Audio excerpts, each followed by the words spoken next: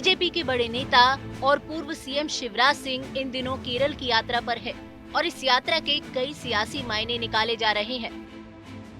दरअसल शिवराज सिंह केरल के कोट्टयम में विकसित भारत संकल्प यात्रा में शामिल हुए और जिस अंदाज में वो केरल की लेफ्ट सरकार पर बरसे, उससे लगता है कि उन्हें कोई बड़ी जिम्मेदारी मिल गई है। माना जा रहा है कि उन्हें दक्षिण भारत की कमान सौंप दी गई है।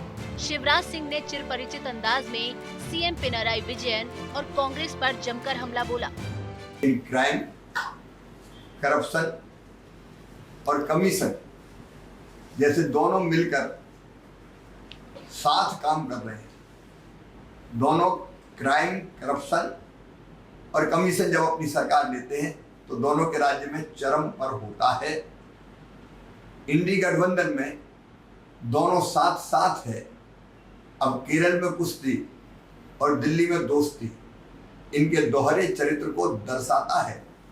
लेकिन दोनों की सरकारें जब आती है, जब यूडीएफ की सरकार आती है तो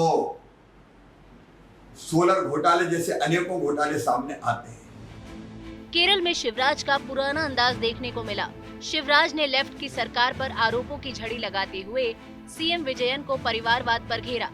उन्होंने कहा कि 2024 के चुनाव में केरल में पीएम मोदी के नेतृत्व में बीजेपी को शानदार जीत मिलेगी। वहीं राम मंदिर के मुद्दे पर भी कांग्रेस पर निशाना साधा। करप्शन के मामले में चोर चोर मौसेरे भाई हैं। दोनों सरकारें लोकतंत्र को कुचलने का काम करती है। एक तरफ कांग्रेस जहां करोड़ों करोड़ भारतवासी भगवान राम को अपना आराध्य मानते हैं, आस्था पर चोट कर रही है। राम मंदिर में भगवान श्री राम की प्राण प्रतिष्ठा के कार्यक्रम का बहिष्कार कर रही है। वहीं दूसरी तरफ एलडीएफ की सरकार सबरीमाला में अव्यवस्था की जिम्मेदार है। सब कुछ अराजक जैसा वहां लगता है और जिससे वहां जाने वाले श्रद्धालुओं को कठिनाई होती है। ये दोनों सरकारें एक ही थैली के चट्टे बट्टे हैं और दोनों मिलकर केरल को लूटने का काम कर रहे हैं। शिवराज सिंह चौहान को लंबे समय से साउथ इंडिया में भेजने के कयास लगाए जा रहे थे।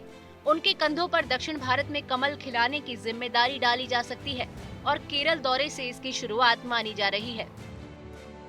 2 दिन के इस दौरे में शिवराज सिंह ने कोची, कोट्टयम और पाला में विकसित भारत संकल्प यात्रा में भाग लिया। साथ ही बीजेपी की लोकसभा स्तरीय बैठकों में भी हिस्सा लिया। केरल बीजेपी नेताओं के साथ शिवराज सिंह ने बैठक करते हुए लोकसभा चुनाव को लेकर रणनीति बनाई। हालांकि केरल में बीजेपी का कोई जनाधार नहीं है। वर्तमान में यहाँ बीजेपी का एक भी सांसद नहीं है। राज्य में लोकसभा की कुल 20 सीटें हैं। अब देखना ये है कि केरल में बेजान पड़ी बीजेपी में शिवराज कितनी जान फूंक पाते हैं। चुनाव आज तक।